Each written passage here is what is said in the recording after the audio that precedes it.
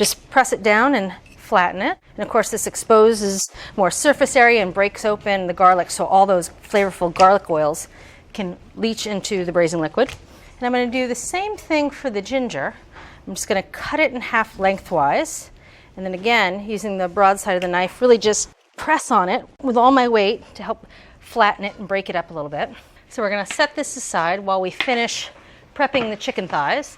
We have 8 chicken thighs here, and of course they're bone-in because the bones add good flavor. You just want to trim off any excess skin. And these all weigh between 5 and 7 ounces each. And that's good. You want them to be the same size so they cook at the same rate.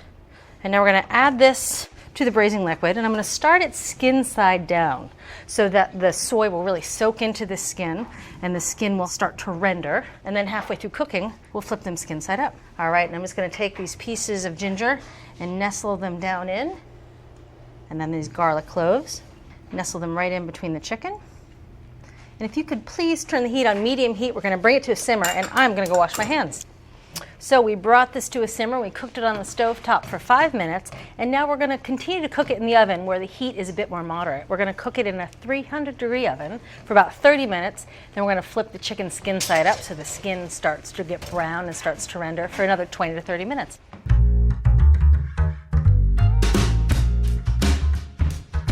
Our first letter is from Suzanne from Virginia. She writes, I have a cast iron enamel stew pot and I burnt something once.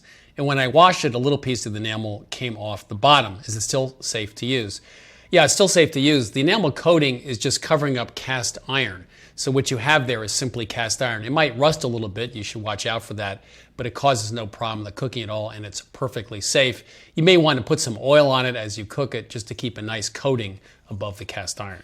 Kate from Perry, Florida writes, we love garlic in my family. No vampires here, but it definitely lingers. Is there any way to get rid of the aftertaste? Well, one thing you can do is instead of mincing garlic, use whole cloves, smash them, and use them in cooking. You get garlic flavor, but not really strong flavor and no aftertaste. The other technique is to put the cloves in a small microwave-safe bowl, in the microwave 2 to 3 minutes full power till they just start to get soft. That'll also take away any aftertaste. The next letter is from Agatha from Ellensburg, Washington. She writes, my proofing box never works for me. What am I doing wrong? Well, one way to create a proofing box is use your oven. And for years we suggested you preheat it to 200 degrees, turn it off, put the bowl with the dough in the oven to proof the dough. That doesn't work that well because a lot of ovens actually are at a much higher temperature when you set it at 200 degrees, 250, 270. You'd actually be baking the bread. So here's a better method. Leave the oven off, take 3 cups of boiling water and pour them into a pan at the bottom of the oven after you've put the bowl of dough on the middle rack. Close the door. That works as a great proofing box. You can actually continue to use that oven for the second round of proofing if you take it out quickly, close the door, punch it down, and put it back in. So don't heat the oven and just use boiling water. Last letter is from Carol, who writes, I like your show because your friends cook a lot of food. I like cooking too. I'm 9 years old and I live in Seattle, Washington. I cook with my mom sometimes. I was wondering if you could please send me a 26 DVD set. Yes, Carol, we'll be happy to send you a DVD set. Others of you would like to write, just write us at atk@americastestkitchen.com. All right, so it's been half an hour, and now we're going to flip the chicken thighs skin side up. That smells good. And then we're going to continue to cook it in the 300-degree oven for another 20 to 30 minutes until they register 195 degrees. So the chicken thighs have been in here for about a total of 55 minutes. We're going to take them out and we're going to temp them. Watch that handle. Yep.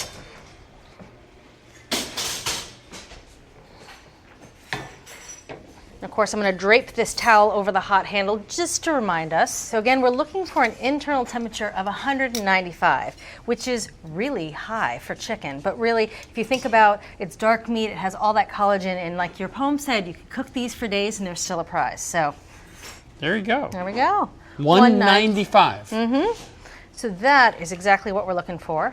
And now we're going to take these out of the skillet. But at this point, the skin is pretty delicate, so you want to be careful to try not to tear it.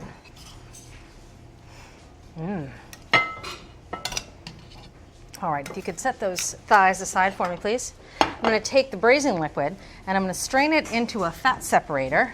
And there we go. We only need about a cup of the braising liquid to make a sauce. So we're going to let this settle for about 5 minutes so that we can use some of the defatted broth. In the meantime, I'm going to heat the broiler. All right, so this braising liquid has been sitting here for about 5 minutes, and you can see that some of the fat has separated out to the top.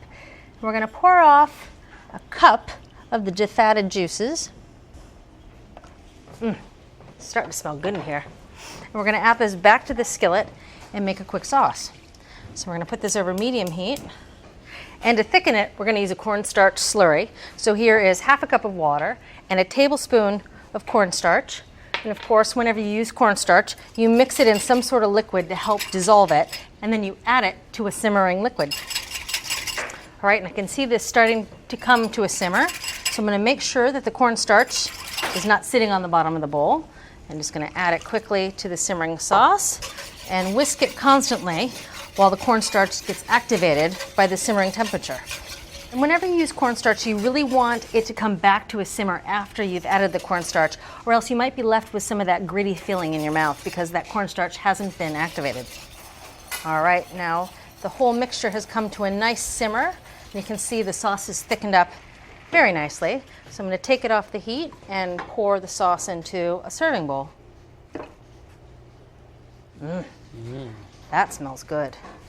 Now, if you take a look at those chicken thighs. You promised me crispy skinned I chicken did. thighs, and I would say they're on the soggy side. They are on the soggy side, and this is how we're going to fix that. We're going to put the chicken back in the skillet, and as I mentioned earlier, we've heated up the broiler, and we're going to run this pan of chicken under the broiler for about 4 or 5 minutes to get the skin nice and crispy. Into the oven under the broiler for this chicken, and again, we'll be about 4 or 5 minutes. All right, so. Well, you did it. It went from flabby to crispy. You could start a spa. I could. You got something. And because the skin had rendered so much during the cooking process, it got crisp very quickly under the broiler. So I'm going to put this chicken on a nice platter.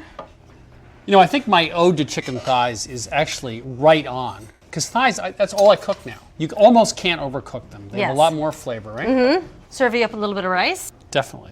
a little sauce, I'd like some sauce, yes. a little extra sauce because the sauce is good.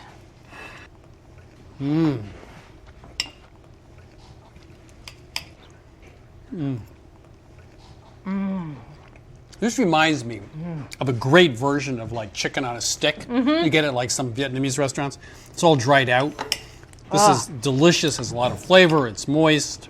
And I love this sauce, that mahogany sauce. It's kind of like teriyaki, but nowhere nearly as sweet. It's much more balanced. So the secret to mahogany chicken thighs is starting with sort of a mock teriyaki sauce, soy sauce, molasses and sherry, but unusual, of course, garlic and ginger. And we use that as a braising liquid without browning the thighs at all. Put them in a fairly low oven for almost an hour, flipping them halfway through. Took it out, reduced some of that sauce down, and then put the thighs back in, skin side up, under the broiler a few minutes to get really crispy skin. So there you have it from America's Test Kitchen to your kitchen.